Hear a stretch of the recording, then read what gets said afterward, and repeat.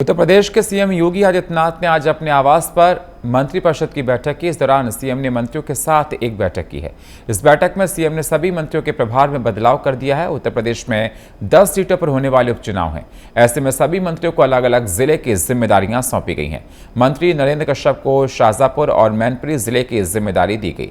Mainpuri Samajwadi party का गढ़ है। समाजवादी पार्टी के गढ़ में भारतीय जनता पार्टी के मंत्री नरेंद्र कश्यप रात को विश्राम करेंगे और भारतीय जनता पार्टी के विकास कार्यों की योजनाओं के बारे में मैनपुरी की जनता को बताने का काम करेंगे। ये देखिए।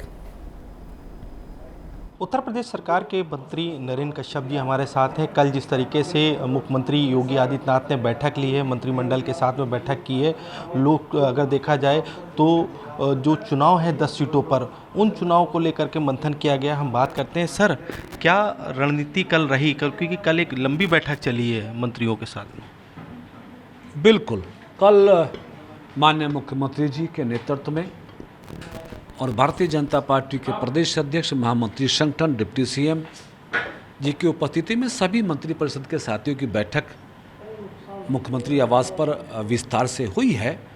और मुख्यमंत्री जी ने हम सभी मंत्रियों को निर्देशित किया है कि उत्तर प्रदेश की जनता की अपेक्षाएं हमसे हैं, हमारी सरकार से हैं।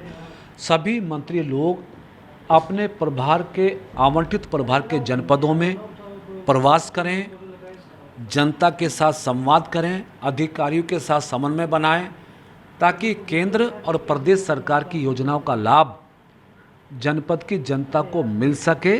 उस पर हम सब लोगों ने अपना काम शुरू कर लिया है। दूसरी बात, चूँकि भारतीय जनता पार्टी का सदस्यता पर्व भी पूरे देश में चल रहा है, हमारे कल की बैठक में भारतीय जनता पार्टी को प्राप्त उत्तर प्रदेश में सदस्यता अभियान को भी जल्दी पूरा करने का निर्देश पार्टी की तरफ से जारी हुआ।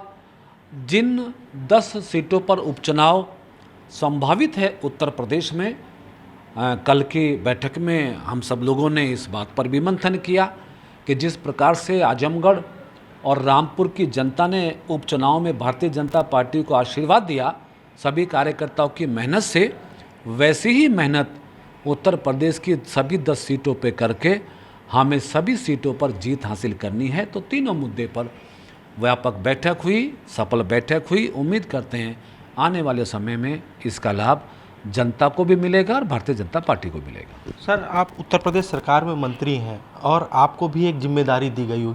कौन से ज़िले की आपको जिम्मेदारी दी गई हो? उस जिम्मेदारी के लिए क्या आपने रणनीति बनाई है? देखिए, पहले से मेरे पास प्रभारी मंत्री के रूप में जो 2 जिले थे, एक शाहजहानपुर और दूसरा चित्रकूट।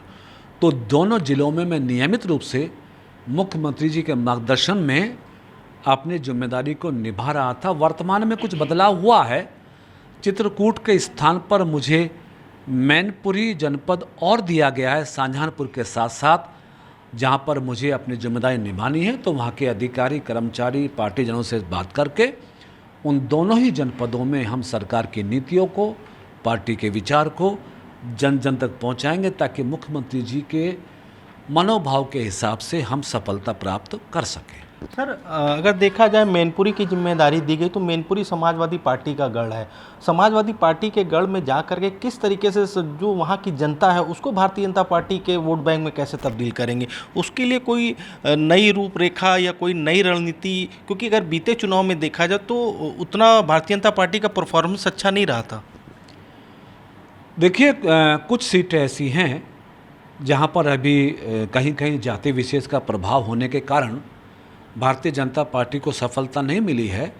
लेकिन मैनपुरी समाजवादी पार्टी का गढ़ हो, ये कहना शायद मुनासिब नहीं होगा, चूँकि मैनपुरी जनपद में आप जानते कि मैनपुरी सदर की सीट पे भी भारतीय जनता पार्टी विजयी हुई है, भौगांव की सीट पे भारतीय जनता पार्टी विजयी हुई है, किसनी की सीट पे भारतीय जनता पार्टी विजयी हुई है। तो कई सीटों पर भारतीय जनता पार्टी जीती है। हाँ, जिस सीट पर उपचुनाव होना करहल पर, वहाँ हमारा संघर्ष, हमारा काम अभी बाकी है। और मुझे, चूँकि मुझ पर भरोसा किया है पार्टी ने, मुख्यमंत्री जी ने, तो हम कोशिश करेंगे कि जिस प्रकार से आजमगढ़ और रामपुर के उपचुनाव में भारतीय जनता पार्टी को लोकसभा के चुनाव में सफलता मिली थी, इस बार करहल की सीट भी भारतीय जनता पार्टी जीतेगी। हमें ऐसी उम्मीद है। हम सब लोग मिलके जनता के बीच जाएंगे, मतदाताओं से वार्ता करेंगे और जो 10 साल और यूपी के 7 साल की सरकार के कार्य हैं उनसे उनको बताएंगे और समर्थन प्राप्त करेंगे। एक आखिरी सवाल, अखिलेश यादव लगातार एनकाउंटर को लेकर के सवाल खड़े कर रहे हैं। वो कह रहे हैं कि सरकार जो है एनकाउंटर अपराध बन गया है उत्तर प्रदेश, जिस तरीके से एनकाउंटर हो रहे हैं। साथ ही साथ उन्होंने मठ और मठाधीश को भी लेकर के बयान दिया। तो इस तरीके का बयानबाजी क्यों अखिलेश यादव कर रहे हैं? मुझे लगता है कि श्री अखिलेश यादव जी, श्री राहुल गांधी जी थोड़ी सी सफलता मिलने के बाद बहुत अहंकारी हो गए हैं। उनके स्वभाव में जैसे मानवता मिटती जा रही है। अफसोस है कि अखिलेश यादव जी ने मठ और माफियाओं को एक तराजू में तोल दिया। कैसे तोल सकते हैं? मठों में धर्म का संचालन होता है, उनको माफिया के साथ जोड़ना बड़ा ही कठिन और घातक होगा। राहुल गांधी जी ने पार्लियामेंट में एक बार कह दिया था कि हिंदू हिंसक होते हैं।